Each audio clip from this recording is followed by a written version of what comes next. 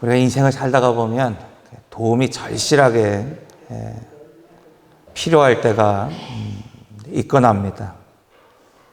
그래서 흔히 사람들이 그런 말을 하죠. 소도 비빌 언덕이 있어야 일어날 수 있습니다.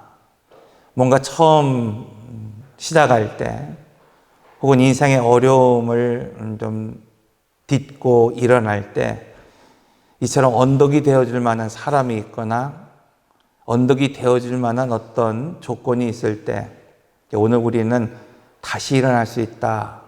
그런 소망을 품기도 하고 때로는 그런 희망을 가지고 살아가기도 합니다. 자, 그런데 여러분, 그렇게 소가 비비고 일어날 수 있는 언덕이 있다고 해서 혹은 그런 언덕이 오늘 우리가 되어준다고 해서 모든 사람이 그 언덕을 딛고 일어날 수 있느냐? 그렇지 못할 때가 많이 있는 것을 오늘 우리는 알 수 있습니다. 오늘 본문의 말씀은 이 이스라엘 백성들이 이 아수르라고 하는 신흥 강대국이 이스라엘을 지금 침략하기 위해서 남하 정책을 쓰고 있을 때 그들이 얼마나 두려웠겠어요. 그때 지금 이스라엘 백성들이 의지할 만한 언덕, 그래서 누구로 삼았느냐? 애굽을 삼았다. 이렇게 말하고 있어요. 애굽이라고 하는 것, 나라는 물론 지금은 이제 이 당시에는 쇠퇴하는 그런 힘을 점점 잃어가고 있는 나라일지는 모르겠지만 역사 속에서 가장 강력했던 그런 나라 중에 한 나라였어요. 그래서 그들이 의지할 수 있는 것, 이런 혼란한 상황 가운데에서 버틸 수 있는 그런 힘이 될 수 있는 것, 그것은 애굽이라고 생각했습니다. 그런데 하나님은 이 이스라엘을 책망하고 계십니다. 여러분, 그 이유가 뭘까요? 여러분, 이 위기에서 누구와 손을 잡는다고 해서 해결될 일이 아니었기 때문입니다. 여러분, 주변 사람들과 뭔가 관계를 개선하고 외교적으로 무엇인가를 오늘 우리가 푼다고 해서 해결될 일이 아니기 때문입니다. 그래서 이렇게 말씀하는 겁니다. 너희가 말을 타고 도망하리라 하면 너희 대적은 더 빠른 짐승을 탈 것이고, 오늘 우리가 말을 가지고 좀 더 빨리 그냥 도망하면 오늘 우리는 피할 수 있다고 생각합니다. 오늘 우리 주변에 누군가가 나를 도와주면 오늘 우리는 이것을 좀 해결할 수 있다고 생각하지만 여러분, 그 어둠은 오늘 우리보다 더 빨리 엄습하게 되고 오늘 우리를 뒤감게 되고 오늘 우리를 망하게 하게 되기 때문입니다. 그렇다고 한다면 오늘 우리는 이런 위기의 상황 가운데에서 누구의 손을 잡아야 되고 또 누구와 관계 개선을 하는 것이 우선일까? 여러분, 문제는 하나님과의 근본 문제를 먼저 해결해야 된다는 거예요. 그러니까 오늘 우리가 단순히 그냥 애국과의 관계를 개선하면 어떤 사람이 나를 도와줄 것이라고 약속을 받으면 그 문제가 해결되는 것이 아니라 근본적인 문제는 어디에 있느냐? 하나님과 나의 관계 속에 있다. 그래서 이스라엘 백성들이 애굽을 나올 때에 그 홍해를 만나고 애굽의 기마병들이 막 쫓아올 때에 하나님이 주시는 말씀이 무엇이었습니까? 야, 차부, 너희는 먼저 누구의 편에 서라는 거예요? 하나님의 편에 설지 너희는 애굽의 편에 설지 그것을 정하라는 거예요. 여러분, 이것이 중요하다는 것입니다. 인생을 살아갈 때 위기의 경험을 하지 않는 사람이 어디 있겠습니까? 인생에 살아갈 때 위기의 순간을 여러분 경험하지 않는 사람이 어디 있겠습니까? 그런데 중요한 것은 여러분, 오늘 우리가 믿음이 있다고 말하는 것이 중요한 것이 아니라 그때에 누구의 편에 서 있느냐, 이것이 중요합니다. 사실 오늘 우리도 이런 것을 잘 알고 있습니다. 어느 때는 사람이 도움이 필요할 때 여러분, 그 도움을 통해서 오늘 우리가 회복될 때도 있습니다. 그 도움을 통해서 오늘 우리가 일어설 때도 있습니다. 그런데 앞서 말씀드린 것처럼 그 사람이 나를 돕는다고 해서, 그 부모가 나를 돕는다고 해서 다 오늘 우리가 일어날 수 있는 것은 아닙니다. 왜 그렇습니까? 하나님과의 관계가 회복되지 않았기 때문입니다. 자, 이스라엘 모습을 보십시오. 그들은 할 수 있는 모든 것을 다 하고 있는 거예요. 그 나라를 지킬 수 있다고 한다면, 그 민족을 지킬 수 있다고 한다면, 오늘 우리 가정을 지킬 수 있다고 한다면, 부모님들이 그런 말을 하죠. 나는 못할 것이 없습니다. 만약에 내 병든 아들이 고침을 받을 수 있다고 한다면 어떤 부모는 그런 얘기를 해요. 내 심장이라도, 신장 말고요, 내 심장이라도 내 자녀를 위해서 떼줄 수 있다고 말하는 부모가 있습니다. 물론 현실적으로는 불가능하지만, 여러분, 오늘 우리는 부모로서 자식에게 모든 것을 다 해줄 수 있다고 말합니다. 여러분, 한나라의 국가가, 민족이, 가정이 어려움을 처했을 때, 오늘 우리는 부모로서, 또 오늘 우리는 교회의 직분자로서 모든 것을 할 수 있다라고 말을 하곤 합니다. 그런데 정작 중요한 것, 여러분, 그것은 다른 것은 다 하면서 사람도 찾아갑니다. 의사도 찾아갑니다. 비빌 언덕이 있는 그것이 무엇인지는 모르겠지만 혹시라도 하는 마음을 가지고 오늘 우리는 무엇인가를 찾아가면서도 정작 중요한 것, 그것은 뭐예요? 하나님을 찾고 있지 않다는 거예요. 여러분, 이 시대가 그렇게 어렵다고 말하고 있습니다. 이 시대의 교회가 얼마나 어려움에 처해 있습니까? 근데 오늘 우리는 정작 다른 것은 다 합니다. 지식적으로도 잘 알고 있습니다. 어떻게 해야 된다고 말도 합니다. 그런데 정작 하나님 앞에 무릎을 꿇거나 기도의 자리로 나가지 못합니다. 이것이 바로 영적인 이스라엘의 상태라는 거예요. 이것이 오늘 한국교회의 영적인 상태이고, 이것이 오늘 믿음의 가정이라고 말하고 있는 오늘 우리 가정의 상태입니다. 그래서 이사야 28장 1절에서 7절을 보면 당시 이스라엘의 영적 상태가 어떤지를 설명하고 있어요. 자, 이사야 28장 7절입니다. 이들은 포도주로 말미암아 옆걸음질 치며, 옆걸음질 친다는 게 뭡니까, 여러분? 술 취한 사람들 보세요. 휘적휘적거린다는 거예요. 이스라엘의 상태가 지금 그렇다는 것입니다. 바로 걷지 못한다는 거예요. 정도를 걷지 못하고 지금 어떻게 하고 있다는 거예요? 휘청휘청 거리고 있습니다. 독주로 말미암아 비틀거리며 제사장과 선지자도 독주로 말미암아 옆걸음질 치며 포도주에 빠지며 독주로 말미암아 비틀거리며 환상을 잘못 풀며 재판할 때 실수하나니. 여러분, 북이스라엘 솔독에 빠져 있다고 말하고 있습니다. 남유다는 포도주에 취하여 비틀거리고 있다고 말하고 있습니다. 오늘 본문의 말씀을 보면은 뭐라고 말하고 있습니까? 제사장과 선지자, 하나님의 기름 부음 받은 그 종들마저도 지금 독주로 말미암아 옆걸음질 치고 있다고 말하고 있어요. 여러분, 이 말씀은 그 당시의 제사장과 선지자와 민족의 지도자들이 흥청망청 술 취해 있다고 하는 말이 아닙니다. 여러분, 가정의 위기 가운데에서 어떻게 술 취할 수 있겠습니까? 여러분, 내 삶의 위기 가운데에서 어떻게 술 취하며 비틀거리며 살아갈 수 있겠습니까?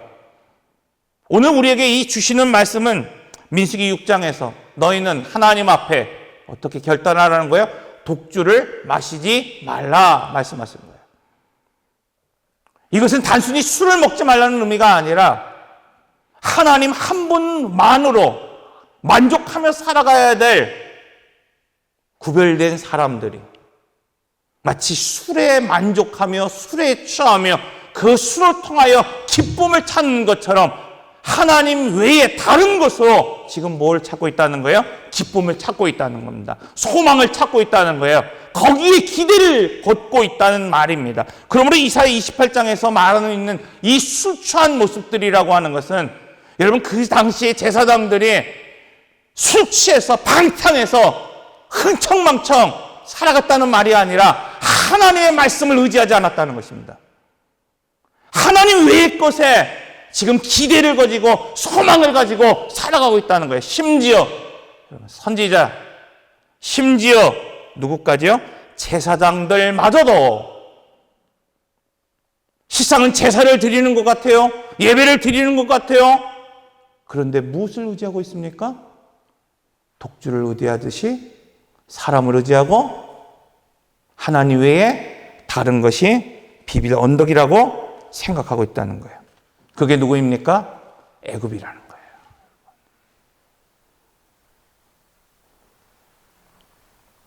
그러면 하나님께서 이들을 버리셔야 됩니다. 포기해야 됩니다. 그런데 오늘 본문은 완전히 다른 말씀을 하고 있어요. 내가 그들을 버리지 않고 그들을 기다리겠다 말씀하고 있어요. 왜 그럴까요? 우리가 하나님의 자녀이기 때문입니다. 못나도 좀 무능해도 실수해도 우리가 하나님의 자녀이기 때문에 좀 믿음이 없는 것 같아도 하나님이 사랑하는 자녀이기 때문에 하나님이 우리를 기다리시겠다고 말하고 있어요. 이것을 우리는 흔히 아버지의 마음이다 그럽니다. 누가복음 15장에 탕자의 비유가 나옵니다. 아들이 아버지의 재산을 요구합니다. 그냥 한번 아버님 돌아가시기 전에 여러분 그 재산을 좀 어차피 나한테 줄 거 그냥 다 주십시오. 이런 불황당이 어디 있습니까? 이것은 단순히 그냥 재산의 일부를 달라는 것이 아니라 아버지의 생명, 아버지의 전부를 달라고 요구하는 거예요. 그 아들이 아버지의 품을 벗어나서 황방탕하게 살아갑니다. 자기의 노력으로 번 것이 아니기 때문에 돈 귀한지 모르고 사양합니다. 그리고 결국은 쥐업 열매를 먹고 거지가 되고 거렁벙이가 돼서 아버지의 집은, 아버지가 있는 곳은 어떤 곳인가 그리워하며 아버지께로 가고 있습니다. 그 발걸음이 얼마나 무거웠겠어요. 그때에 저 멀리 아버지가 달려오고 있습니다. 멀리 오는 그 아들을 누구는 알 수 있는 거예요? 아버지는 알 수 있는 겁니다. 그가 어떤 모습으로 오는지, 어떤 심령으로 오는지 그 아버지는 묻지 않으십니다. 그냥 그 아들의 손가락에 반지를 끼워주고 옷을 입히시고 잔치를 베푸시는 거예요. 이것이 아버지의 마음입니다. 오늘 말씀은 이렇게 하나님이 오늘 우리를 기다리신다고 말씀하고 있습니다. 그러므로 오늘 우리는 첫 번째로 우리를 싸매시고 고치실 때에 여러분 오늘 우리가 해야 할 일, 그것은 무엇인가 하면은 세상을 의지할 만한 어떤 것을 또다시 찾는 것이 아니라 하나님을 바라보고 기다릴 수 있어야 합니다. 이사야 30장 18절의 말씀을 보면 이렇게 말하고 있어요. 그러나 여호와께서 기다리시나니 이는 너희에게 은혜를 베풀려 하심이요 일어나시리니 이는 너희를 궁일이 여기려 하심이라. 여러분 아브라함이 90세가 되었을 때 하나님께서 나타나셨어요. 그때가 되기까지 무려 13년이라고 하는 그 시간 동안 여러분 그의 믿음은 엄청난 좌절을 경험해야 했고 말할 수 없는 절망에 빠지기도 했습니다. 그러나 하나님은 잊지 않고 아브라함을 찾아오셔서 일깨워 주십니다. 나는 전능한 하나님이라. 너는 내 앞에 완전하라. 내가 나의 언약을 나와 너 사이에 세워 너를 심히 번성케 할 것이라. 이처럼 잠자고 있는 오늘 우리 신앙을 흔들어 깨우시며 다시 언약을 잊게 하십니다. 믿음을 잃게 하십니다. 여러분, 하나님은 오늘 우리가 포기할지라도 포기하지 아니하시고, 하나님은 오늘 우리가 변할지라도 변하지 않는 분입니다. 실로 긴 시간이 흘렀습니다. 아브라함이 갈대아 우르를 떠난 지 24년이 지났고, 이때 하나님은 그의 이름을 아브라함에서 아브라함이라고 하는 한 개인의 아버지에서 열국의 아버지가 될 것이라고 말씀하고 있습니다. 자, 그런데 아브라함이 엎드려 이렇게 고백합니다. 아브라함이 엎드려 웃으며 심중에 이르되 100세 된 사람이 어찌 자식을 낳을까? 사라는 90세니 어찌 생산하리요? 여러분, 사람이 입 밖으로 내는 말은 과장될 수 있어요. 허세가 들어갈 수 있습니다. 거짓일 수 있습니다. 근데 사실 우리의 속마음은 어떤 거예요? 진실입니다. 오늘 우리에게 속에서 하고 있는 말, 여러분, 그것은 진실이에요. 그런데 아브라함은 20여 년에 그 수없이 하나님을 만났고 그분의 음성을 들으며 살았음에도 불구하고 이렇게 결정적인 순간 그는 하나님을 신뢰하지 못하고 의심하고 그 속마음이 무엇이라고 말하고 있는 겁니까? 웃고 있다고 말씀하고 있습니다. 이것이 바로 그의 믿음입니다. 왜 75세에 하나님이 부르시고 여러분 100세가 되기까지 기다리셨을까? 그가 기다리지 못하고 자기의 방법을 계속해서 밀어넣고 있기 때문입니다. 우리가 알고 있는 것처럼 하나님은 이 아브라함의 씨를 통하여서 큰 민족을 이루시겠다고 이미 약속하셨어요. 계속해서 반복적으로 하나님이 약속을 주십니다. 그런데 그는 어떻게 했습니까? 엘리에셀, 자기의 종으로 상속자를 삼으려고 했어요. 하갈, 그 여종을 통해서 자기의 씨를 보존하려고 했습니다. 이처럼 하나님이 약속을 받았음에도 불구하고 자꾸 비빌 언덕, 그것이 무엇이라고 생각하는 거예요? 엘리에셀이라고 밀어넣는 것입니다. 오늘 우리의 방법을 밀어넣는 것이고 하갈을 밀어넣는 것입니다. 그것을 다 포기할 때까지 하나님이 어떻게 하시는 거예요? 기다리고 계시는 거예요. 능력이 없어서가 아닙니다. 여러분, 오늘 우리가 하나님을 의지할 때까지 하나님은 기다리고 계십니다. 여러분, 이처럼 믿음의 사람은 한순간의 결단으로 세워지는 것이 아니에요. 오랜 기간 동안 하나님이 그를 다듬으신 이후에야 비로소 세워집니다. 그래서 기다림은 오늘 우리에게 주는 유익이 있습니다. 바로 여러분, 하나님의 은혜 가운데에서 오늘 우리가 돌아설 수 있고 단련되고 훈련될 수 있다는 거예요. 오전에 그런 말씀을 드렸잖아요. 이호선 교수에 관한 이야기를 드리면서 그 무당들이 하는 어떤 그런 프로그램의 1차에 그가 다 포기하고 내려왔다. 쉬운 일이 아니잖아요, 여러분. 그분이 SNS에 이런 글을 썼어요. 막상 시작하고 나서야, 막상 그 프로그램이 무엇인지를 모르고 그냥 인기가 있으니까 내가 이거 하겠습니다. 그냥 막상 시작하고 나서야, 첫 회를 자기가 출연하고 나서야 비로소 내가 나설 길이 아닌 것을 알았습니다. 그녀의 고백이에요. 이번 시간을 통해서 보다 신중하게 나아갈 길을 서야 함을 내가 배웠습니다.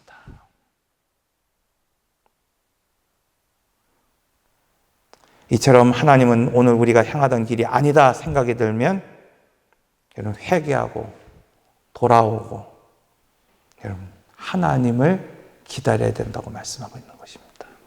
둘째로, 그러므로 오늘 우리는 싸매시고 고치실 때 하나님을 믿고 의지하며 간구할 수 있어야 돼요. 이사야 30장 19절의 말씀을 보면 그가 너희의 부르짖음의 소리로 인하여 은혜를 베푸시리니 이렇게 말하고 있어요. 여러분, 우리가 출애굽기를 배울 때 그런 말씀을 드렸잖아요. 계속해서 오전에도 말씀드린 것처럼 하나님이 오늘 우리의 고난을 보고 듣고 알고 내려와 오늘 우리를 구원하여 오늘 우리를 인도하여 가나안 땅 약속의 땅으로 데려가려 하노라, 그런 말씀을 드렸죠. 자, 그런데 조금 더 구체적으로 살펴보면은 하나님 보고 듣고 알고 여러분, 오늘 우리의 고난을 보고 계십니다. 듣고 계십니다. 알고 계십니다. 그런데 어느 때 내려오느냐? 부르짖을 때 내려온다는 거예요. 오늘 우리가 하나님을 찾을 때에 하나님이 오늘 우리에게 내려와서 오늘 우리를 구원해 내신다고 말씀하고 있어요. 오늘 본문에도 말하고 있는 거예요. 그가 너희의 부르짖음의 소리를 어떻게 했다는 거예요? 듣고 은혜를 베푸시리니. 예수님께서도 오늘에게 항상 기도하고 낙심하지 말라 말하고 있어요. 한 도시에 억울한 일을 당한 과부가 불의한 재판장을 찾아갑니다. 나의 억울함을 풀어달라고 시도 때도 없이 여러분 그 억울함을 호소합니다. 이때 재판장이 이런 말합니다. 내가 하나님도 두려워하지 않고 사람도 무시하나 이 과부가 나를 번거롭게 하니 원한을 풀어주리라. 그러면서 주님이 말씀합니다. 하물며 하나님께서 밤낮 부르짖는 택한 자들의 원한을 풀어주시지 아니하겠느냐. 외치라는 겁니다. 부르짖으라는 것입니다. 다른 모든 것을 다 하면서도 결국 한 가지를 하지 않는 거예요. 부르짖지 않는 겁니다. 이 성전을 이렇게 만들어 놓고 기도의 자리로 만들지 않는다는 겁니다. 사랑하는 성도 여러분, 하나님이 오늘 우리를 싸매고 고치실 때 돌아와 조용히 거하며 하나님을 기다리라고 하는 것, 넋놓고 바라보라는 말이 아닙니다. 불의한 재판장을 찾아가 호소한 과부처럼 이제는 사람이 아니라 하나님 앞에 호소하라는 겁니다. 이제는 사람이 아니라 누구를 의지하라는 것입니까? 하나님을 의지하라는 거예요. 이것이 믿음입니다. 어떤 선교사가 원주민의 언어로 성경을 번역하는 일을 하고 있어요. 번역 선교를 하고 있는데 원시 부족일수록 어휘가 부족해요. 표현할 수가 없단 말이에요. 믿음이란 단어를 어떻게 표현할까? 맨날 며칠을 고민합니다. 그런데 어느 날 부족 중에 한 사람이 지친 몸으로 찾아와서 의자를 달라고 한 후에 그곳에 앉아 몇 시간을 잠을 자는 것을 보았어요. 그래서 믿음이라고 하는 것을 어떻게 표현하냐면 의자에 기대어 앉는 것. 그 원주민들에게 믿음이라고 하는 것을 이렇게 표현했다고 합니다. 사랑하는 성도 여러분, 오늘 우리에게 믿음이라고 하는 것은 무엇입니까? 오늘 우리에게 있어서 믿음이라고 하는 것은 무슨 의미가 있습니까? 어려움을 만날 때 여러분 하나님을 기대하는 것, 하나님을 의지하는 것, 이것이 바로 믿음입니다. 여러분, 그런데 오늘 우리가 이스라엘의 영적 상태처럼 하나님 한 분만으로 만족하지 못하고 마치 술 취하다 다른 것에 기쁨을 찾고 만족하며 산다고 한다면 여러분 그것은 결코 신앙일 수 없습니다. 불신앙이요 하나님이 기뻐하시는 것이 아닙니다. 말씀을 정리합니다. 성경에 보면 미가의 가정이 소개되고 있어요. 여러분 그 가정은 믿음이 있는 가정처럼 보입니다. 어머니는 그의 이름을 누가 여호와와 같은가라고 하는 뜻을 가진 미가라고 그 이름을 지었습니다. 겉으로는 신앙이 깊은 어머니인 것처럼 보입니다. 그런데 아들에게 향한 저주의 칼날, 저주가 퍼졌을 때 여러분 그것을 막기 위하여 그 어머니는 하나님을 찾고 의지하기보다는 은신상을 만들었고 에봇 드라빔을 만들었고 자기 제상을 만들어 이제는 복을 얻었다. 이제는 저주에서 풀렸다. 이렇게 선언하고 있는 것을 보게 됩니다. 여러분 오늘 우리가 정말 믿음이 있다고 한다면 오늘 우리는 하나님 외에 다른 것을 의지하는 것이 아니라 이제는 하나님 앞에 부르짖을 수 있어야 됩니다. 이제는 다 내려놓고 하나님을 향하여 기도할 수 있어야 됩니다. 그때 하나님이 보고 듣고 알고 내려와서 오늘 우리를 구원해요. 오늘 우리 인도하시고 오늘 우리를 데려가실 것입니다. 기도하겠습니다.